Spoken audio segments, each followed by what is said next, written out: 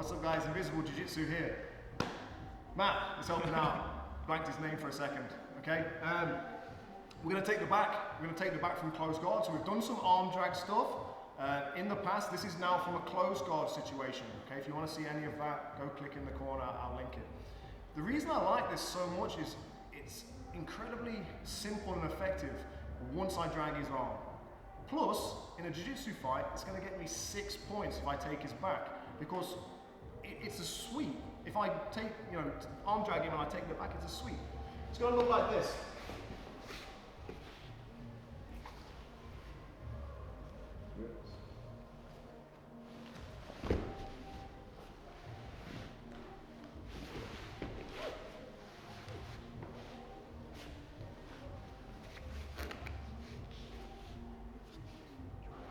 Okay, we do the other side.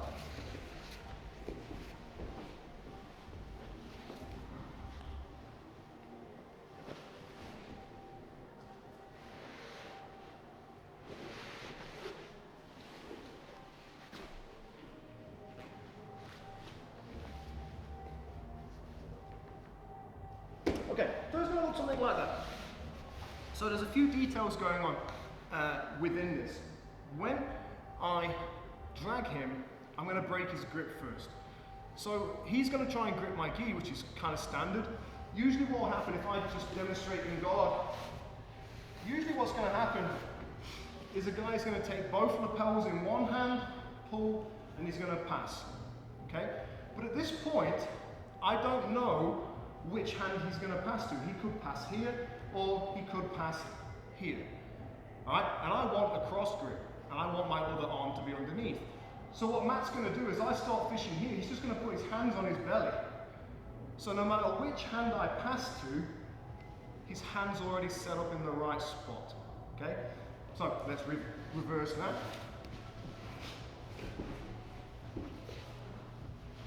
So as he's in, look, I'm just here.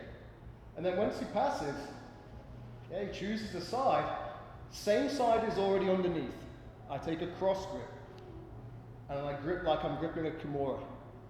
So now when I lift my hands over my head, this left arm is going to strip his grip. Look how it goes weak. Look how that wrist bends. Pop.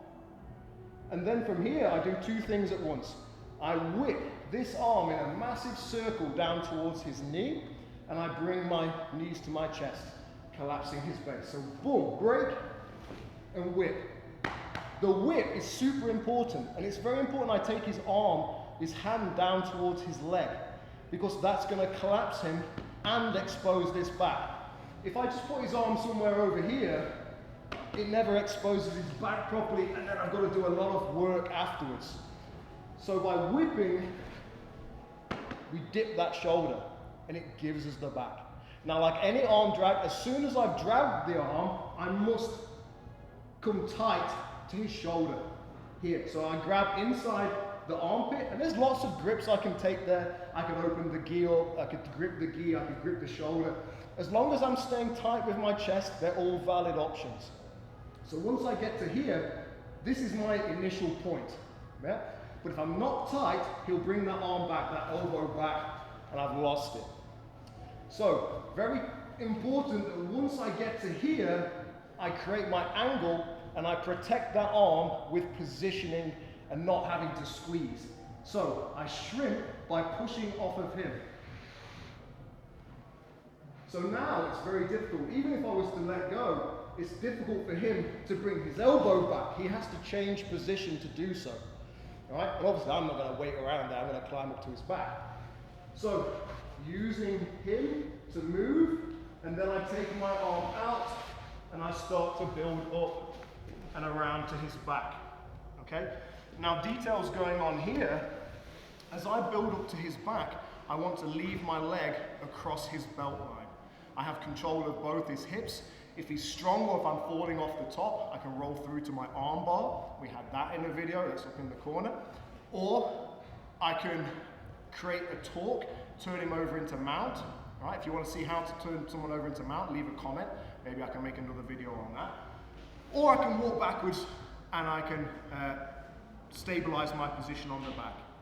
So, After my drag, I use him to move. I don't put my foot on the ground. There's a danger that he can step over it and start passing my guard.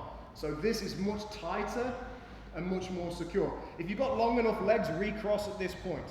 If you haven't, don't worry, just stay tight on the back, stop him from rolling, etc., etc. And then watch my right leg. Watch this leg. I stretch my back to take my arm out. A lot of the time, he'll start trying to grab this gi and my arm, it's a ball ache. I can still do stuff, but it's annoying, I have to deal with it. So as soon as I get to here, I would rather stretch and start coming up to my elbow. And now I can start going up. So I square my hips to his back, use my hand. Right now I'm not square, boom, I'm square. But my leg has stayed across here. It hasn't come in. Because as soon as I take that off, he'll close this gap and then this hook won't come in. So what I do is I stay here with control of both hips and put my other leg over the top. Now with Matt it's difficult for me, but it's good for you guys to see what real life looks like. If he was super skinny, this would go in much easier. But right now, I have my second hook already in, and then my first hook can slide out, and then I can adjust my position on the back. Remember, I don't want to be falling off the front or anything like this.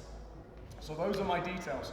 Obviously, from here, we could go into our rolling armbar, or I could start talking the guy over and taking armbar from there.